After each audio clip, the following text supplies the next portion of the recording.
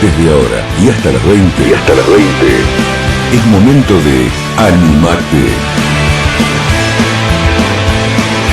Un espacio para escuchar, charlar, crecer y sobre todo, para dejar atrás lo que nos detiene. Con la conducción de Aldo Gamba. ¿Qué esperas? Vamos antes ver cómo este aislamiento, cómo este proceso, que hasta ahora lo veíamos viendo solamente en las películas, donde lo que era ciencia ficción, pero ahora es realidad, y nos tomó por sorpresa, y no sabemos muchas veces cómo nos vamos a encontrar cada día, con qué tipo de emociones, y cómo controlar esas manifestaciones de las emociones en nuestro cuerpo. Pero para eso la tenemos ya en línea Claudia Figueroa, experta en biodescodificación. Claudia, Aldo Gamba y Paula Jarte te saludan. Buenas tardes. Buenas tardes, caballero. ¿Cómo estás, Claudia? ¿Cómo le venís llevando? Lo primero que te pregunto es eso, ¿cómo venís llevando este proceso? Bien, por sobre todo en armonía, porque hay que contener a otros, y uno teniendo el diario del lunes, lo que es la biocodificación, me permite generar herramientas para ayudar a las personas. Clau, ¿te puedo hacer una pregunta? ¿Nos podrías dar un pantallazo rápido de qué se trata la biodescodificación para los oyentes que por ahí no están tan familiarizados con esto? Perfecto. La biodescodificación biológica es una técnica que desarrolla el Dr. Hammer, donde él logra hacer un mapa en el cerebro en el cual cada vez que tenemos un consumo extra de energía, que le llamaremos conflicto, asigna un punto del cerebro un mensajero para que el órgano reciba la representación de la enfermedad. Por ejemplo, al páncreas tiene una representación de que cada vez que la persona vive en estado de guerra, le manda la instrucción de tener determinadas condiciones donde mucha gente desarrolla diabetes. La diabetes es uno de los métodos biológicos de supervivencia de la época de las cavernas, donde la persona, cuando se sentía en peligro, tenía que retener azúcar en sangre, que tenía que ir al músculo para hacer ácido láctico, para tener mejor vista y estar más rápido para huir del predador. Cuando la emoción de la persona impacta es que está viviendo con un predador, desarrolla la diabetes. Bueno, qué interesante, Claudia, porque en definitiva vos recién nombrabas, con el diario del lunes la estás llevando quizás un poco mejor que el resto. Explícanos ahora que dijiste más o menos lo que es la biodescodificación, que de alguna manera lo podemos traducir en que es una información previa que nosotros traemos y que se termina manifestando ante determinadas situaciones en un tipo de conducta, de comportamiento que puede terminar también en una enfermedad. ¿A qué te refieres con el diario del lunes? ¿Cómo podemos ayudar a la gente que está como nosotros y como vos en este proceso de aislamiento, que primero, digamos, nos puso un freno a nosotros en tratar de entender qué nos estaba pasando, ¿no? Primero lograr eso. En segundo lugar, cortar todas las rutinas que teníamos y no poder estar en contacto físico ni siquiera con nuestros amigos, con nuestras familias. Y después lo que llamamos la muerte, ¿no? Digamos, la antesala de este virus es el convivir con esta sensación de que quizás me voy a morir. Bien, vamos a separar los temas para hacerlo concreto y que la gente lo comprenda. Nosotros somos seres emocionales hace 500 millones de años y racionales hace 200 millones de años. Por ende, somos seres emocionales que razonamos. Primero, siempre fuimos emocionales. Y estar encerrados nos representa para la psiquis estar sin libertad, con lo cual puede estar polarizado, positivo o negativo. Uno puede estar escondido al resguardo o puede estar escondido porque lo tienen preso.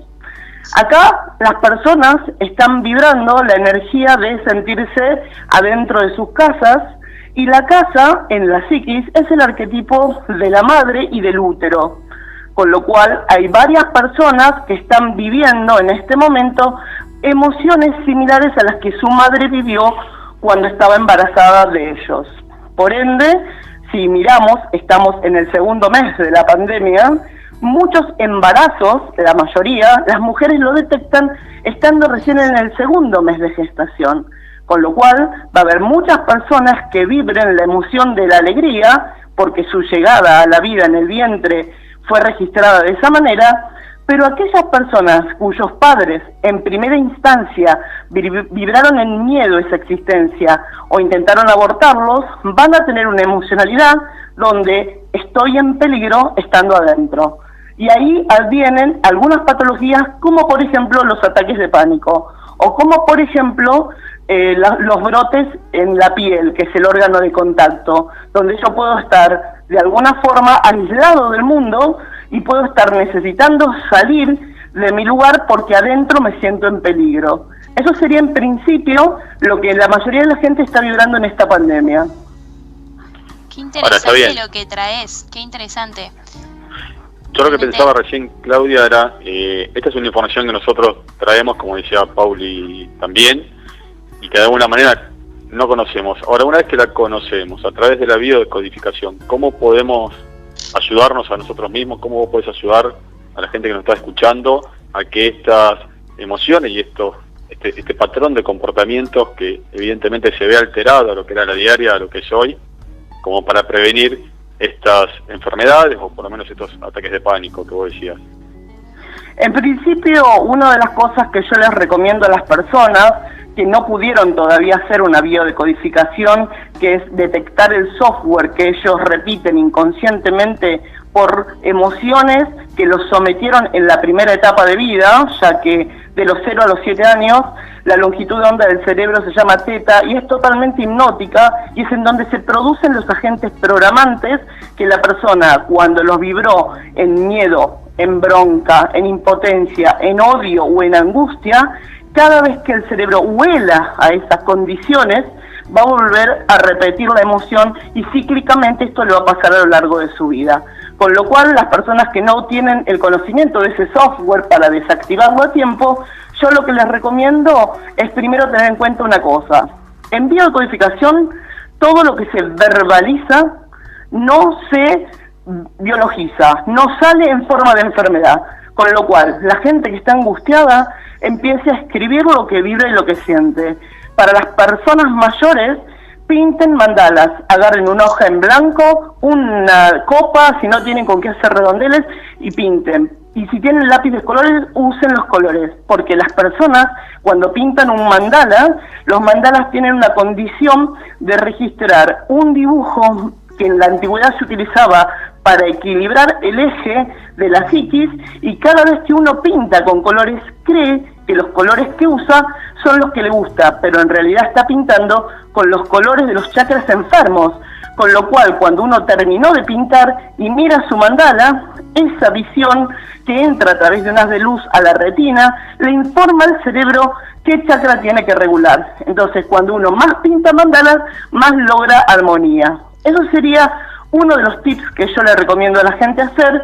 Y otra de las cosas que también a la gente le estoy marcando como una necesidad es detenerse frente a la emoción de la ira que le despierta una convivencia tóxica y poder pararse como un dron desde arriba y ver qué cosa de esa persona me irrita tanto que se encuentra adentro mío, porque es un maestro que me está mostrando algo para que yo sane.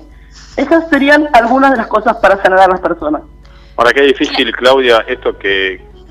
A ver, yo te entiendo, digo, pero qué difícil poder hacerlo en este momento, ¿no? Digamos, en un momento donde el miedo, sin lugar a dudas, nos atrapa, nos supera, digamos, la situación. Estamos constantemente irradiados de información que puede ser optimista o puede ser negativa, de acuerdo, digamos, al médico, al científico.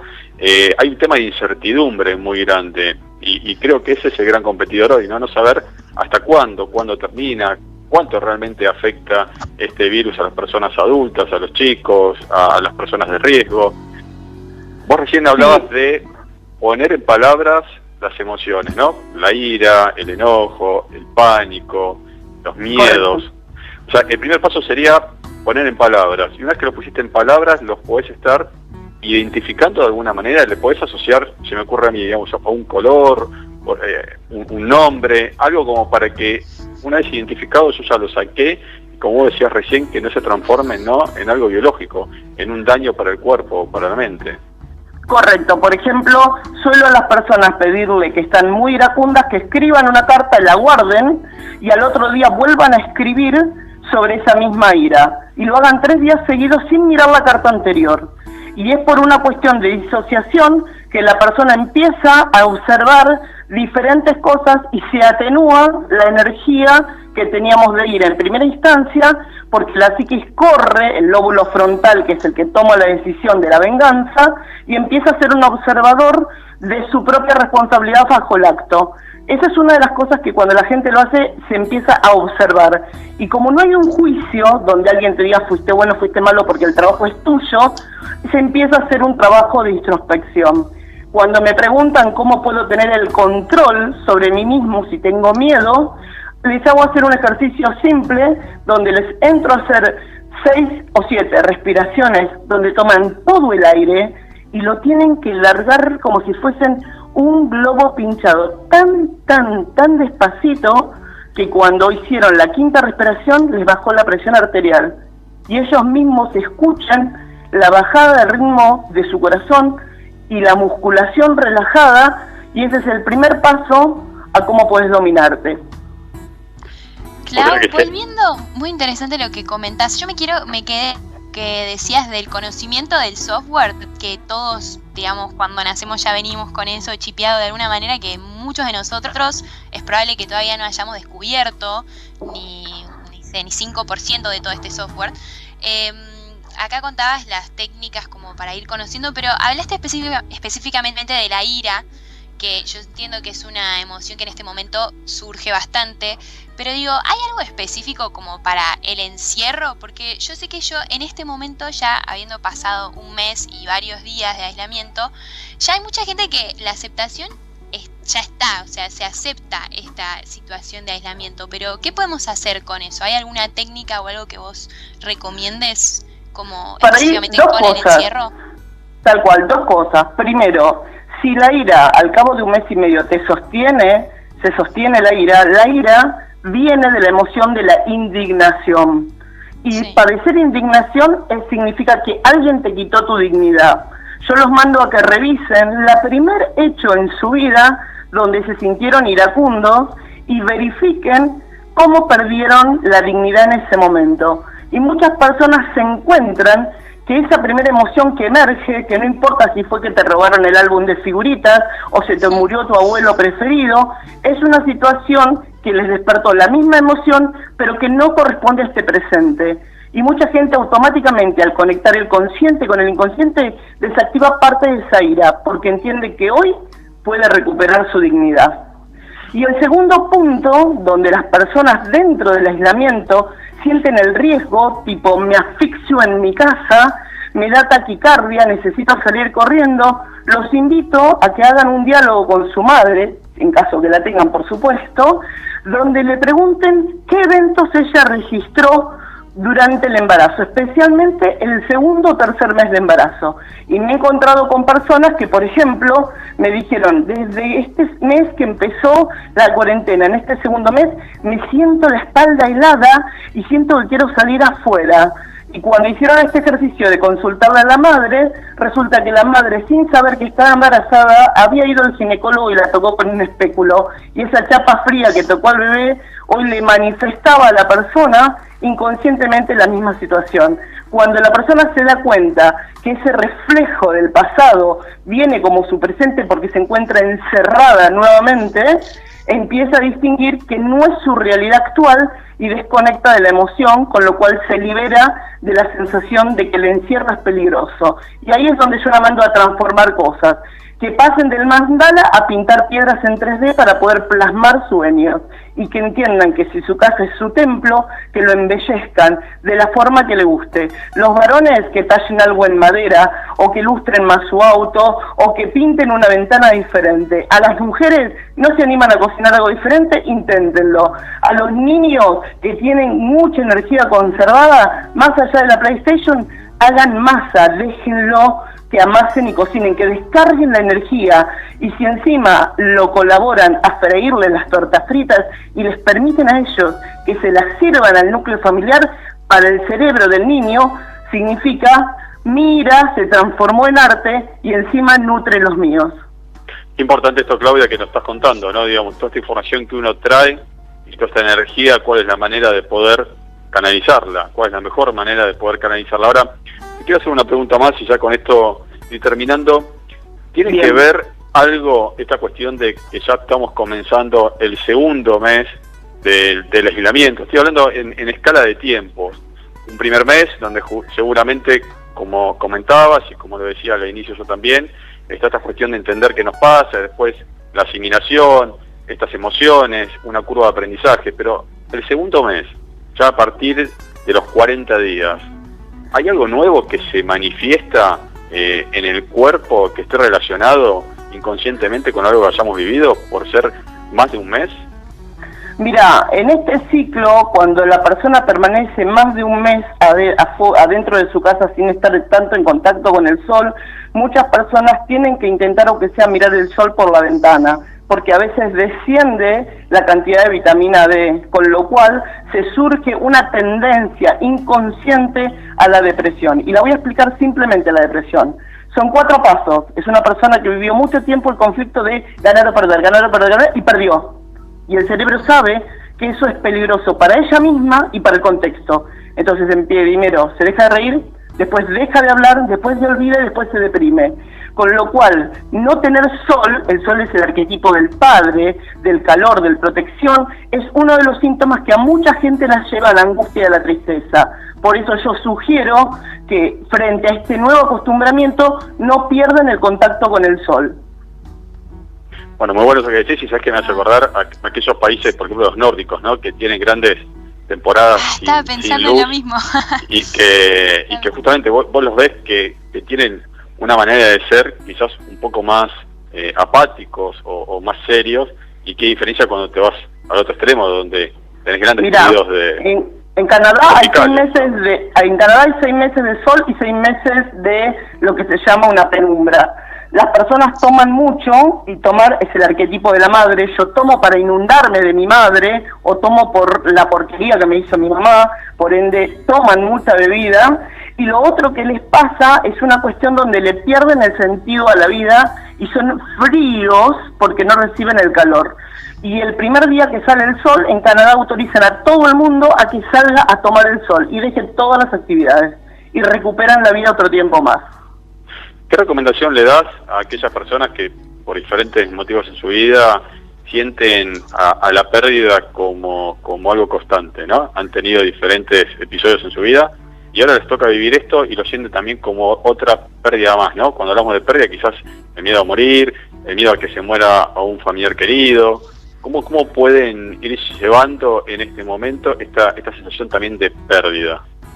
Mira, una de las cosas con las personas mayores que yo trabajo principalmente es que ellos tienen que aceptar este nuevo cambio, el cambio de aceptar las tecnologías. Aunque te parezca mentira, uno de los entrenamientos que hago puntual es que aprendan a usar el celular en videollamadas y que se comuniquen con sus hijos. Mi madre tiene 70 años, lo empezó a hacer y aunque el foco se le va para cualquier lado, recuperó la sonrisa porque alguien del otro lado la mira. Y muchas familias lo incorporaron a la hora de la comida para que estar comiendo con sus abuelos. Y esto, que es simplemente adaptarse a lo único constante, es el cambio, es parte también de la tarea donde ellos tienen que colaborar para no extinguirse. Claudia, ¿cómo te encuentra la gente en las redes sociales? Bien, yo tengo muchos pacientes, hago cursos y hay mucha aceptación porque esto tiene que ver con el alma, porque lo que nos está pasando en el encierro es que nos estamos acercando al alma, algo que para el hombre es desconocido, aunque Platón ya hablaba de eso. Y hay un vibrar diferente, donde se está vibrando en compasión, que no es lo mismo que la lástima. La compasión vibra a una cantidad de hercios muy superior, con lo cual nos eleva la frecuencia como humanos, cosas que a veces no se conocen, pero que en realidad modifican y los hace seres más altruistas. Claudia, te había preguntado, justo hablaba Pauli, ¿cómo la gente te encuentra en las redes sociales? Si quieren hacer algún tipo de tratamiento con vos o seguir preguntándote cosas. Básicamente como Claudia Figueroa, no tengo mayores conexiones que desde ese lugar. ¿Se puede hacer una videodescodificación en forma remota, una sesión remota, por ejemplo? Sí, pero las secciones remotas, la primera sección es de aproximadamente 3 horas y media, porque la persona tiene que abordar su vida en completud y desde un dron verla desde arriba y llegar al final de esa primera sesión con un cofre donde tiene todo lo que heredó. tiene el gorro de la abuela, la pipa del abuelo, el cáncer del bisabuelo, y en esa herencia tiene que entender qué es lo que hoy necesita sacar para no dejar en herencia a sus hijos. Y de esa manera yo, a través de Zoom, hago entrevistas largas, pero que la persona termina teniendo un cristal muy diferente para ver su vida, y claramente detecta el software que la dañó y que hoy le dice gracias y avanza mucho más levemente. Bueno, muy interesante. Estábamos escuchando a Claudia Figueroa, experta en biodescodificación. Claudia, muchísimas gracias, un programa bastante amplio y espero que a nuestros oyentes les haya servido estos tips que fuiste tirando como para pasar de la mejor manera posible este proceso de aislamiento, que esperemos que en breve se empiece a flexibilizar. Gracias por estos minutos, por acompañarnos, y te voy a convocar a un nuevo programa porque la verdad que es muy interesante el tema. Bueno, gracias. Gracias a ustedes por el tiempo y el espacio. Chao, muchas gracias, Claudia. Quería destacar rápidamente, Aldo, como 3 puntos, así que habló Claudia, que son muy importantes y que me encantaron, que fueron este tiempo como para tomarlo para el encuentro con uno mismo, el conocimiento de este software que traemos y que no lo conocemos, el encuentro y con la sanación que esto trae, ¿no? Contaba estas técnicas de pintura o de expresar esta energía, hacerla fluir. Y bueno, justamente darnos tiempo para eso, que para eso, como ahora tenemos tiempo, digamos, es un buen proceso que podemos hacer. Me quedó muy latiendo eso. La verdad que sí, súper interesante, Pauli, y es lo que hablábamos en un inicio también nosotros, el hecho de ir buceando, ¿no? Bucear dentro nuestro, encontrar esta información que decía Claudia, repensarnos, reconvertirnos, entender qué cosas nos vienen ocurriendo y por qué es importante, y comprometerse con el cambio Total. de nuestras vidas.